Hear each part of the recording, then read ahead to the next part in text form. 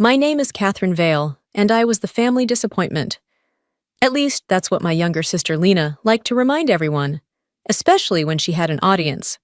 The last time she did it, we were at her company's cocktail party on the rooftop of some downtown high-rise. She wore a tight black dress, all elegance and ambition, and I stood in the corner with a ginger ale in hand, wearing a simple blue blouse and slacks that had seen better days. "Catherine fixes microwaves," Lena said, smiling wide, loud enough for her colleagues to hear. "Well, not just microwaves, also air fryers, blenders, toasters. Whatever's broken, she can unscrew it." People laughed. I didn't. I've been called worse. I've had quieter insults cut deeper. But something about the way she said it, like I was a joke, a punchline, hit me different that night. I was just about to leave when the double doors swung open, and in walked Marla Kingsley, CEO of one of the fastest-growing tech firms in the region. She scanned the room briefly, then her eyes landed on me. And to everyone's surprise, including my sisters, she smiled and said, loud and clear, "Catherine, I was hoping I'd see you here." Lena went silent. The room did too. And in that moment, I realized, sometimes your reputation walks into the room before you ever have to say a word. I wasn't always the family disappointment. Once upon a time, I was the shining star, the one with the top grades, the college scholarship, the law school admission letter pinned to the fridge like a trophy. Our parents were proud. Lena, back then, still had braces and wide eyes that followed me everywhere.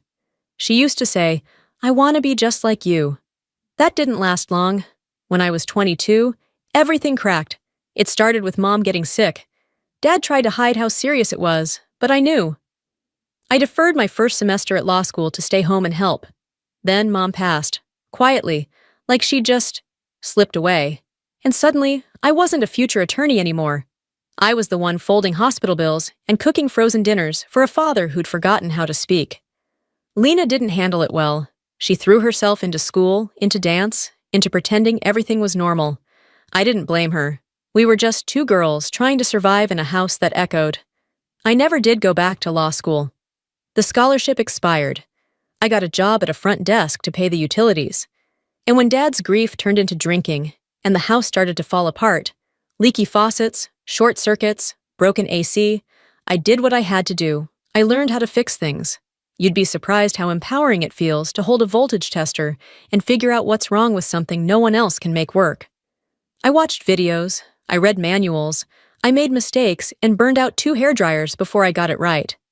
But eventually, fixing things stopped being just about the house. It became my livelihood. I left the front desk job and opened a repair service. Just me, a secondhand workbench, and a big blue Vale Fixes It sign I painted myself. It wasn't glamorous, but it was honest. And every time I handed back a working toaster to an elderly woman who didn't want to buy a new one, I felt something law school never gave me: peace. But our family didn't see it that way.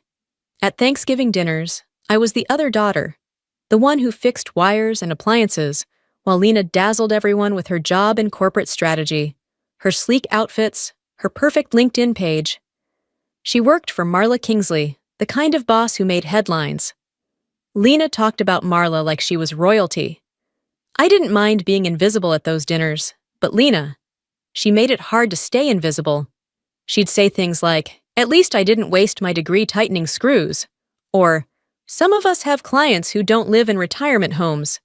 She said them with a smile, the kind that dares you to react so she can call you sensitive. I didn't bite. What she didn't know, what none of them knew, was that over the years, I'd quietly grown a client base. One of them, through a third-party logistics partner, had a name I recognized: MK Tech Systems. That's right, Marla's company. They sent us busted devices from their warehouse team. No one from the top ever contacted me directly, but the pay was solid, the work steady. It helped me save up, helped me upgrade equipment, helped me hire a part-time assistant. I never bragged, never name-dropped. I just kept fixing what was broken. But the more I stood still, the faster Lena sprinted ahead, at least in appearances. She posted about conferences, promotions, her perfect boss babe life. And the more she climbed, the smaller she seemed to think I'd become. and I let her think that. Because I learned a long time ago, when someone wants to look down on you, correcting them isn't your job. Time has a way of straightening out perspective better than any argument ever will. I just didn't realize how quickly that lesson would come knocking. The thing about quiet success is that no one really notices it. Not at first. My shop wasn't flashy. It was tucked between a laundromat and a tailor in a faded brick building on the east side of town. The sign out front was hand-painted and a little chipped from the weather. Inside, the floor squeaked and the coffee was always lukewarm.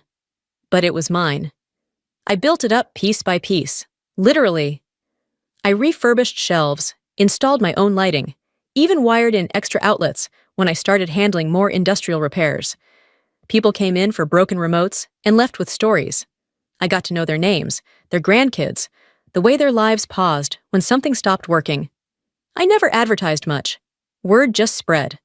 And somewhere along the way, I stopped seeing myself as a failure. I woke up, worked with my hands, paid my bills. I didn't owe anyone anything, not a boss, not a committee, not a parent asking when I'd go back to real work. I fixed things that mattered to people.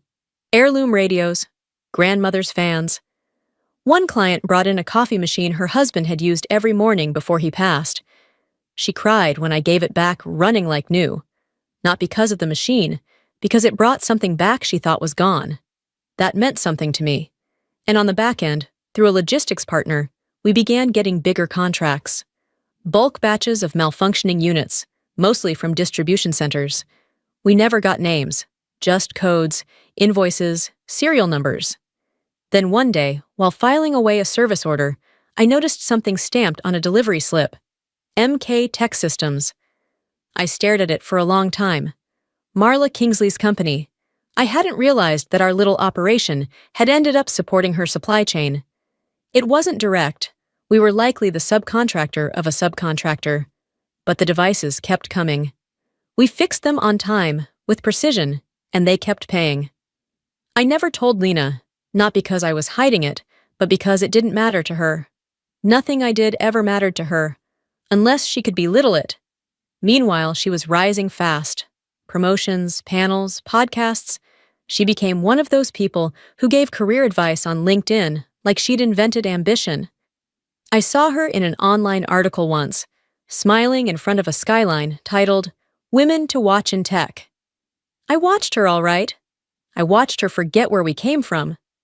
Sometimes I wondered if she remembered that I was the one who taught her how to set up her first laptop, that I stayed up late reading financial aid forms so she could apply to college, that I took a job I didn't want so she wouldn't have to drop out when Dad lost his insurance. But that's the thing about memory. People only keep the parts that make them feel proud, or powerful. And the older I got, the more I stopped needing anyone's version of the truth but my own. I had employees now, 2 part-timers. A retired electrician named Sam and a high school kid named Miles, who wanted to learn. I paid them well. I paid them on time. They respected me. And I ran my little shop with the kind of pride Lena wouldn't understand. We were never in the same room for long anymore. Family holidays became smaller. Our dad moved to Arizona and stopped asking questions. I sent him birthday cards. He sent back photos of sunsets and quiet. We were all just drifting. So when Lena called one afternoon and said, "You should come to our company's cocktail mixer. It'll be fun," I was surprised. I asked, "Why me?" She laughed. "Why not? You never come to these things.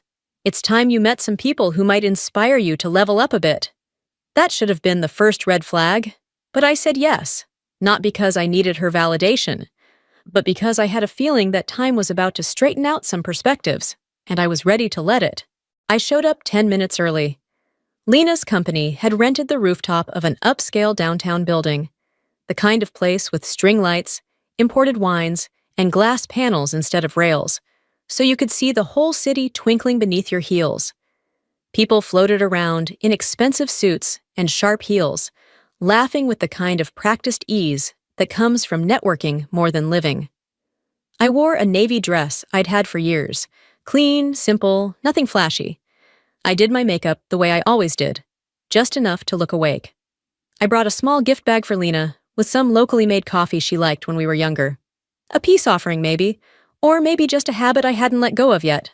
When I walked in, she didn't notice me at first. She was surrounded, her voice the loudest in the group, hands animated, posture perfect. I stood off to the side, sipping club soda, watching her perform. Eventually, she spotted me. "Catherine," she said, drawing attention. "You came!" Heads turned, and that's when I felt it, that pause. That moment when a room evaluates someone and files them under not important. Lena gestured toward me. "Everyone, this is my sister. She's in hardware repair?" The way she said it, it was soft, but deliberate, like she was tossing me a label and daring me to correct it. I smiled. "I run a repair and refurbishment shop, yes." One of her coworkers blinked. "Like, for computers?" "Among other things," Lena laughed. "She's being modest. She can fix just about anything with a plug." Then to her friend, "She's like a walking warranty." People chuckled. I didn't. I nodded, still smiling. There was a sharp edge in my chest, but I kept it buried. Lena wasn't finished. She turned to a man in a gray blazer. "Ben, remember I told you about my sister? She's the one who fixed Mom's old blender instead of letting her upgrade. I swear, Catherine would rather fight technology than embrace it." More laughs. I opened my mouth, then closed it. Not because I didn't have a comeback, but because nothing I said would change anything. Not in that moment. So I turned toward the table, pretending to study the hors d'oeuvres. That's when the elevator chimed. The rooftop went quieter. Not silent, but still. A shift in atmosphere. Out stepped Marla Kingsley. She wore a burgundy pantsuit, hair slicked back, face unreadable. She had that presence, that energy that made people stand straighter when she walked in. People cleared a path instinctively. She didn't pause, didn't scan the crowd for Lena. She walked straight toward me. "Catherine," she said, holding out her hand. "I didn't expect to see you here." I shook it, firmly. "Neither did I," I replied. Lena's voice behind me cracked. You two know each other?" Marla turned. "Your sister is the reason your logistics team has been able to maintain a 97% equipment turnaround. You've been using her services for 2 years. I assumed you knew." The silence that followed was exquisite. Lena blinked. I thought that was a third-party contractor." "It is," Marla said. "But Catherine's shop is the one they sub to. She's solved problems your team couldn't even diagnose." She turned back to me. "We've never met in person, but your work speaks volumes." "Thank you," I said, my voice calm. People around us shifted. No more forced laughs, no more small talk. Lena stood still, eyes wide, lips slightly parted. I didn't rub it in, didn't gloat, just offered a polite smile. Because I wasn't there to win. I was there to witness the moment the truth walked into the room, wearing a pantsuit and a name badge. Marla excused herself to greet others, and I turned back toward the snack table. My ginger ale hadn't even warmed in my hand.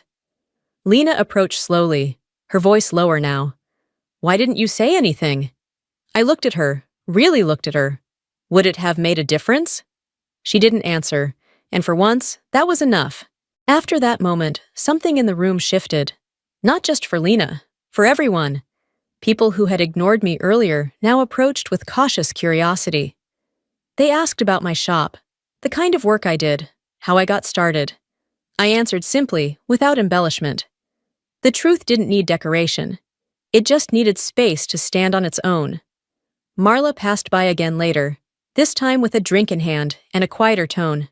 "You've got a good eye," she said. "I've looked at your diagnostics. Your team solves things our engineers give up on." "I appreciate that," I said. "I have good people." She smiled, then leaned in slightly. "I value precision. And loyalty. If you ever want to skip the middleman, let me know." She handed me a card, sleek and embossed. I tucked it into my purse without looking at it. "I'll think about it." She nodded and walked on. Lena stood about 10 feet away, watching.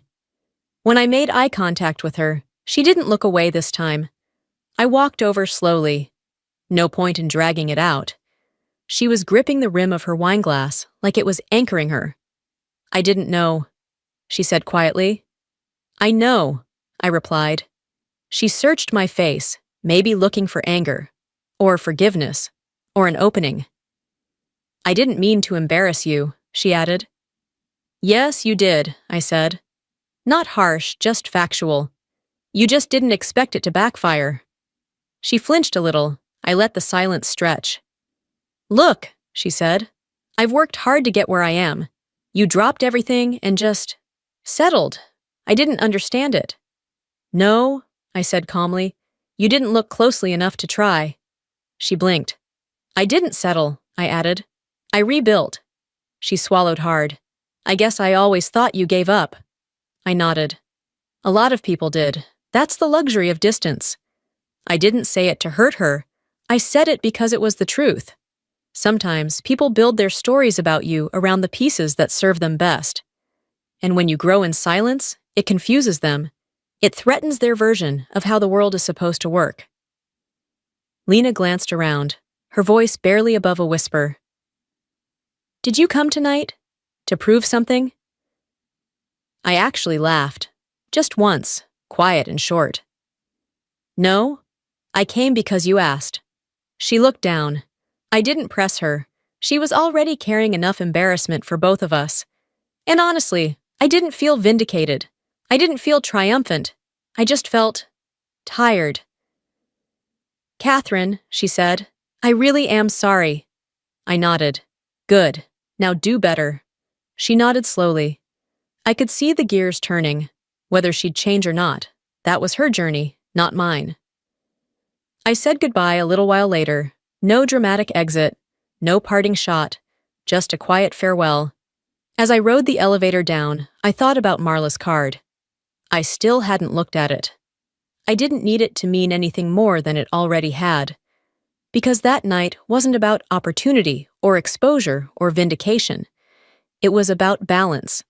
About watching the scale tilt back to where it should have been all along. People say revenge is sweet. But this wasn't revenge. It was just truth. Undeniable, unpolished, and overdue. And sometimes that's more powerful than anything else. I didn't take Marla's job offer. I still have the card. It's in a drawer in my shop, tucked beneath a stack of receipts and old instruction manuals. Every now and then I look at it, not because I regret saying no, but because it reminds me that I didn't need to be discovered to matter. Some people climb ladders, others build solid ground. I chose the ground. My shop is still running, busier now. The exposure helped, sure. A few new clients came in because of the party, and word spread a little further. But that's not what I hold on to. What stays with me are the quiet wins. The 80-year-old man who brings me his late wife's antique mixer and thanks me with tears in his eyes. The single mom whose only laptop I managed to bring back to life before her online midterms. The teenage assistant I hired last summer who now wants to start his own repair truck. That's the legacy I care about. Lena and I talk more now, carefully, not like before. Not like sisters who braid each other's hair and share secrets, but like people who are trying, people who've seen each other clearly for the first time and are still learning what that means. She hasn't mocked me since. Sometimes she even asks for advice. Small things, like budgeting, or how to fix her thermostat. I answer, not because I need her validation, but because I've let go of needing anything from her at all. What I've learned, more than anything, is that respect doesn't arrive with applause. It comes in the quiet after people finally stop talking long enough to listen. I never raised my voice. I never corrected the room. I never shouted, "Look at me!" But when the moment came and truth walked through the door, I didn't flinch. And neither did my worth. Because it was never missing, just underestimated. So if anyone ever asks what I do, I tell them the truth. I fix what's broken. And I don't just mean appliances.